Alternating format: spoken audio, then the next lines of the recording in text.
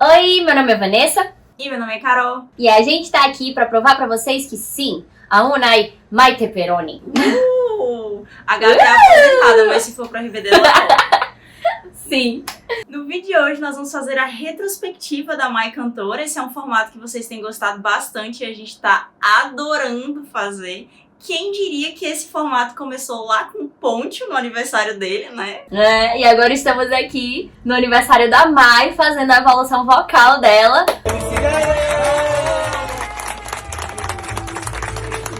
Muito feliz que a gente chegou nesse momento, porque assim, a evolução vocal da Mai é uma coisa pra poucos, né? Você absurdo. conta nos dedos a quantidade de pessoas que evoluem no mesmo nível que ela evoluiu em tão pouco tempo.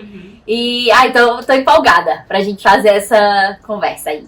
A Mai começou a carreira dela em Rebelde, o que não é pouca coisa pra ninguém. Você começar, assim, sua carreira, primeiro projeto, um fenômeno. Me levante não está, e da minha mente você sai. Mas é importante lembrar que a Mai não chegou crua. Ela não chegou por quem indica. Ela chegou porque ela já estava ali estudando, né, no CEA, no Centro da Televisa, que forma aí atores e cantores, e lá todo mundo tem que cantar, tem que atuar e tem que dançar. Então a Mai já estava ali, ó, estudando, treinando, mas ainda não tinha tido, né, o grande break dela. Não tinha conseguido nenhum papel, estava quase desistindo, né, de castings, quando conseguiu ser a Lupita. E aí já entrou na máquina do pop, né? Ela que entrou pra fazer uma novela se viu tendo que usar suas habilidades de cantora. Em um dia eles estavam dando o microfone pra ela e no dia seguinte, toma aí, canta pra 20 mil pessoas. Tranquilo. Bom, a primeira era que a gente vai falar aqui da Mai é, claro, a era Rebelde, Nuestro Amor, Tu Generación, que durou 75 anos. E vamos. Mientras mi mente viaja donde tú estás. O que eu acho perceptível, assim, nessa era é o destaque já que a Mai recebeu de cara, né? A gente sempre fala isso, mas é surpreendente o fato de que ela já recebeu um solo ali no Rebelde mesmo. Mas o que mais me chama atenção são duas coisas. Primeiro, que você pode cantar muito bem, mas se apresentar para pessoas, fazer isso profissionalmente é muito diferente. E eu acho que essa é a principal dificuldade que a Mai encontra aqui. Ela tem um timbre muito bonito, um timbre diferente, eu acho. Eu até gosto um pouco mais do timbre da Mai quando ela ainda era contralto, um pouquinho eu também. mais grave aqui Sim. no comecinho, né? Ainda que fosse mais Sim. pobre de técnica, era mais diferentão, eu acho. Carregava muito mais personalidade.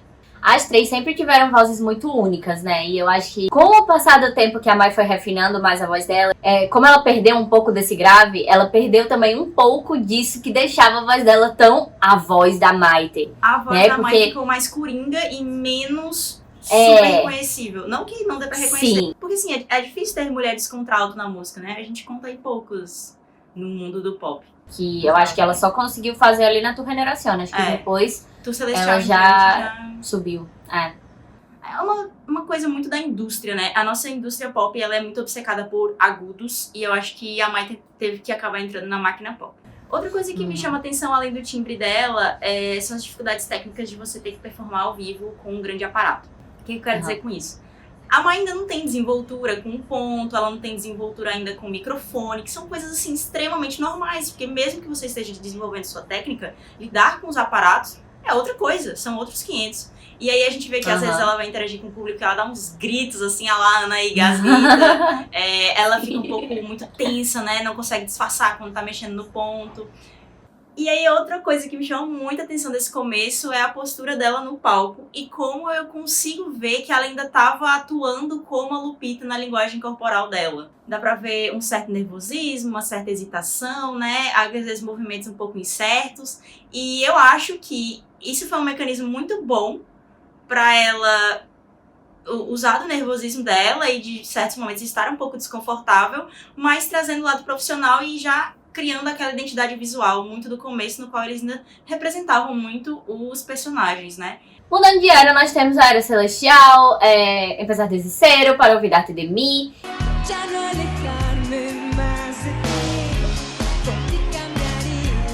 Que já foi o momento em que a Mai conseguiu evoluir, assim, bizarramente, assim, insano, o tanto que ela melhorou, né? Tanto que isso refletiu aí num spotlight muito maior no Pesadas Desceram do que o que ela tem no Rebelde, nas turnês e tudo mais. No próprio Nosso Amor, ela é apagadíssima, assim, perdeu muito espaço. E é um reconhecimento que ela merece muito, eu acho. Acho que ela já merecia há um bom tempo. A gente também já comentou isso, que não fazia sentido dar um solo pra ela no primeiro álbum e depois deixar ela 3 álbuns sem nada, quando ela agora tinha capacidade vocal pra tal. É muito legal ver essa evolução, porque assim, foram pouquíssimos anos, 2 a 3 anos, e a gente vê outra mulher no palco, né? Tudo que eu falei sobre aqueles problemas técnicos, sobre ela ser mais errática, aqui a gente não tem mais. A gente tem uma Mai que sabe muito lidar com o microfone, sabe lidar com ad-libs, já começa a servir ali certas vocalizações um pouco fora da curva, tá muito solta no palco, tá muito à vontade. Tá linda! Poucas mulheres alcançaram o nível de beleza que a Mai nessas eras, principalmente na EDC. Aquí estamos con la bellísima, talentosísima y todo lo que podamos ponerle ahí a Maite Perroni. Aí acabou o RBD, a Mai foi fazer a novela, né, o Cuidado com Elancher. Ela já tava numa pegada meio de cantar as aberturas, mas ela não tava tanto ainda caminhando para essa carreira solo até ela lançar o Eclipse de Luna, que também foi bastante recente.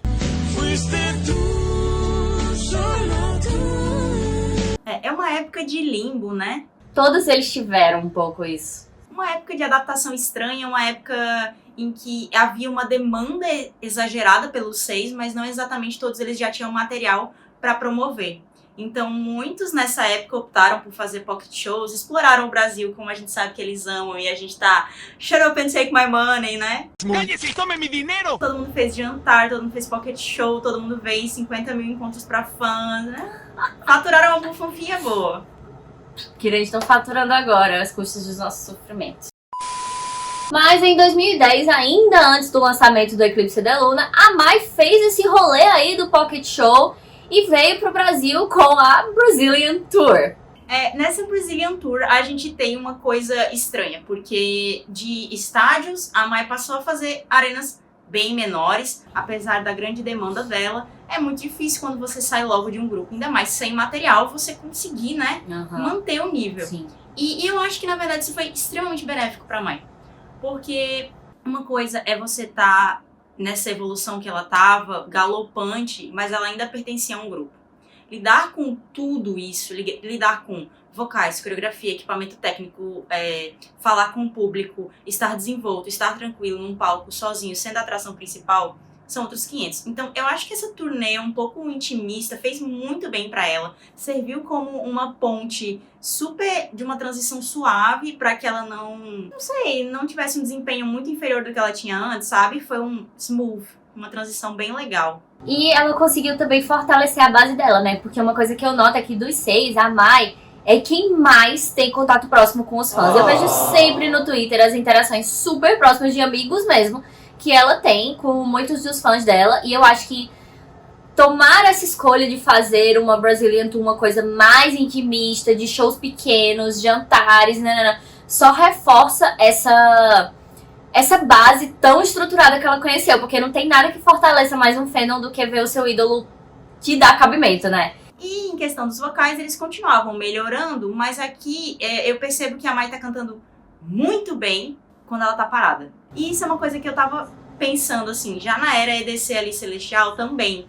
São vocais que são muito superiores quando ela não tá fazendo alguma coreografia. Tem uma diferença. E isso aqui ainda segue, os vocais estão melhorando, mas ainda não é aquela coisa que, consigo cantar e dançar com uma super ultra desenvoltura e uma super naturalidade, como ela vai atingir no futuro. A Mai foi quem mais viveu essa coisa da escadinha, né? De estar em constante progresso, mesmo que em áreas diferentes, mesmo que uma hora ela evolua no vocal, outra hora ela evolua, sei lá, na dança. Ela é quem tá sempre andando e crescendo e crescendo e crescendo. E eu acho que isso é outra coisa que alimenta muito bem os fãs. Porque não causa decepções, né? Os fãs, eles estão muito próximos, eles estão ali vivendo aquilo e eles só estão, uau, isso é melhor do que antes, uau, isso é melhor do que antes. E isso cria um hype, assim, absurdo, né? Que foi o que a gente viveu com o primeiro lançamento de um álbum solo da Mai. Lá pra 2013 ela lançou o Eclipse de Luna.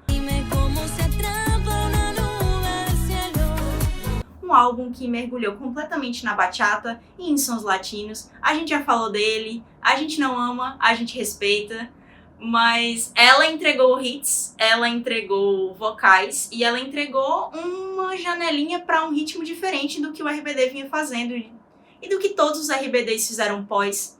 Tirando o Christopher, a posteriori, ela foi quem mais ousou, assim, né? Em questões de carreira, a Mai já estava muito bem estabelecida no México, né? Ela já estava aí como a grande rainha da Televisa. Acho que era quase certo que qualquer coisa que ela lançasse, juntando RBD com as novelas que ela fez pós-RBD, ia ser sucesso, porque ela tinha o ouro na mão. Ela era o momento. Ela era o momento. Então, assim, eu acho que mesmo que ela lançasse uma coisa muito ruim, ainda assim ia explodir, porque ela era a pessoa para ocupar todos os holofotes naquele momento. Mas, com o Eclipse de Luna, a Mai veio com uma tour, né? Com mais coreografias, com um pouco mais de produção, para maiores públicos, um palco mais requintado, banda ao vivo, todo aquele aparato que um artista precisa ter para fazer um verdadeiro show, né? Aqui a gente já, de novo, avançou mais um degrau na escadinha e a gente vê que, apesar dela não ser ainda aquela cantora de coreografias, de playbackão, de não sei o que, ela já tá bem mais desenvolta no quesito de se mexer e cantar ao mesmo tempo, que é uma diferença absurda, né, do que a gente via antes, em que ela ficava um pouco mais tensa, parava e todo mundo dançava em volta dela. Não, aqui ela já entra nas coreografias e serve, né, tem muito mais desenvoltura, tá levando um show nas costas em que essa sou eu, sou a artista principal e esses são meus bailarinos.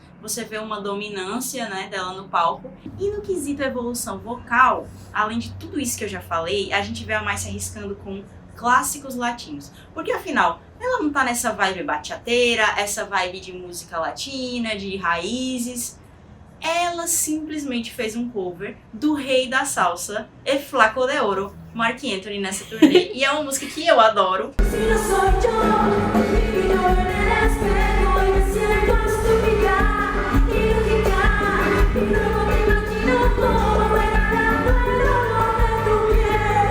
Sensacional o cover que ela fez de Aura Kenny, uma música que é extremamente grandiosa, tem versão pop, tem versão salsa, tem pra todos os gostos.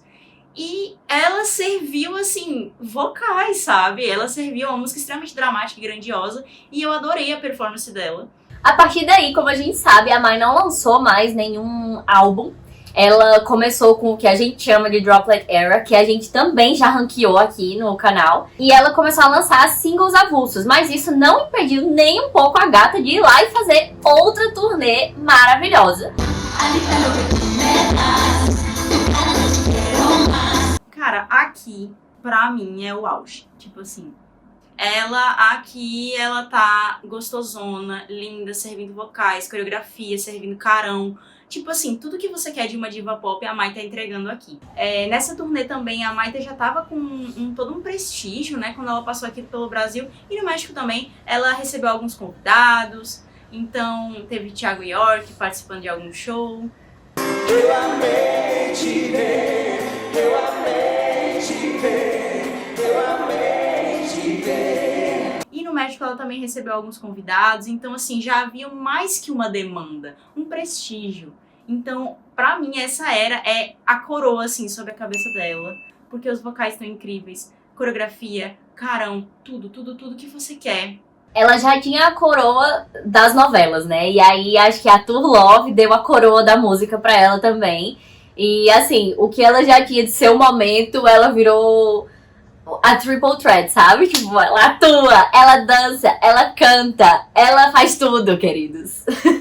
E aí a gente vai pra era My Pepperoni Live Tour. De novo, nomes de turnê não são o foco dela, nem o forte, gente.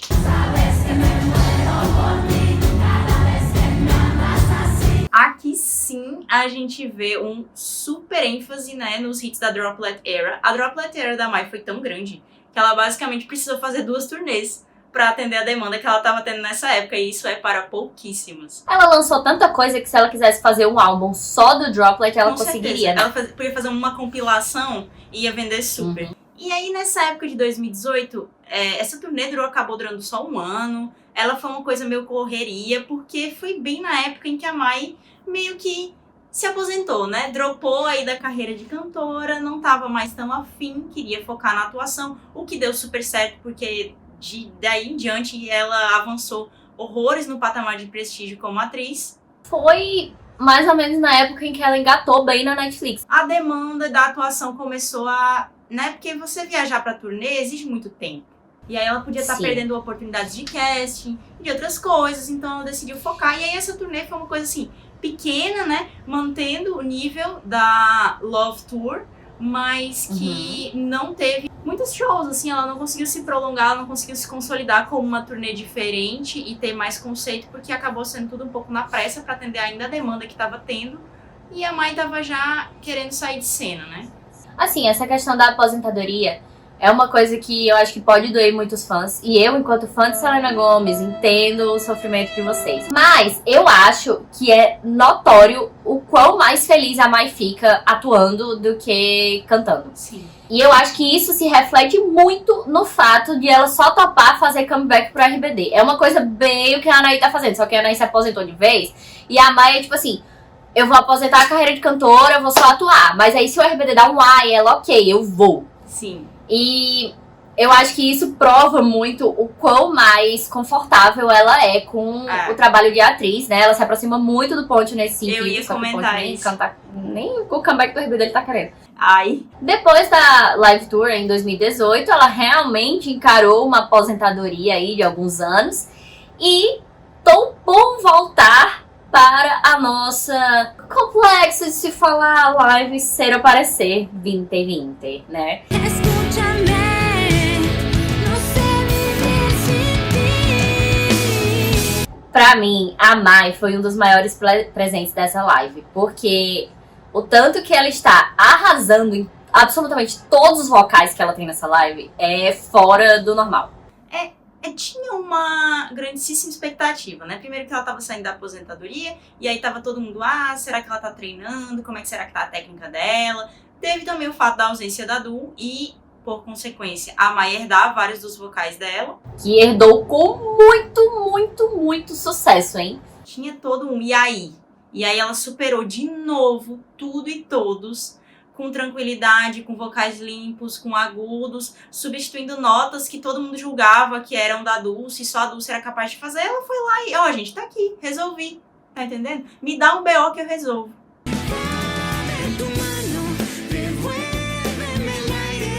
Inclusive, como a gente falou lá no nosso vídeo da live, que faz muito tempo que a gente gravou, mas se eu não me engano a gente realmente falou isso.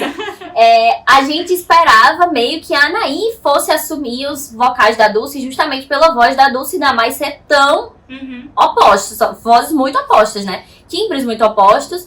E quando a Mai veio aí fazendo tudo que a Dulce conseguia fazer e dando o toque de personalidade Sim. dela, mas ao mesmo tempo sem tirar da precisar sem tirar da música, cara, assim, eu acho que foi o presente pra um comeback de carreira, sabe?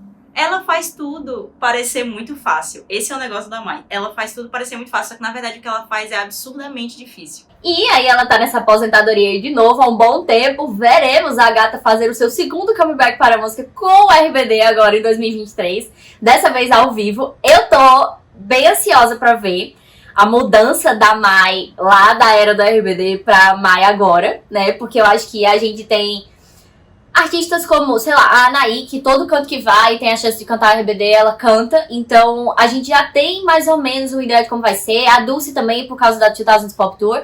Mas a Mai, eu tô gerando uma expectativa, assim, de ver toda essa melhora que a gente acompanhou durante anos no ao vivo, de novo, com o RBD, que foi onde ela começou, sabe? A carreira da Mai pode não ser, ela é a maior popstar do mundo, não sei o quê, ela se mete em polêmicas. Não, ela não é nada disso. Mas poucas pessoas têm essa trajetória. É uma trajetória muito fora da curva, é uma trajetória que, de novo, é uma trajetória que eu acho que as pessoas de fora da bolha nem olham tanto, porque ela faz parecer tão fácil. Algo tão absurdo de se tornar uma cantora profissional tão proficiente em tão pouco tempo, sabe? Eu acho que isso deveria ser mais valorizado, eu acho que isso deveria estar em mais aí vídeos de... Olha como essa pessoa evoluiu em pouco tempo. Enfim, faça uma trend do TikTok pra viralizar isso, entendeu? É o que precisa.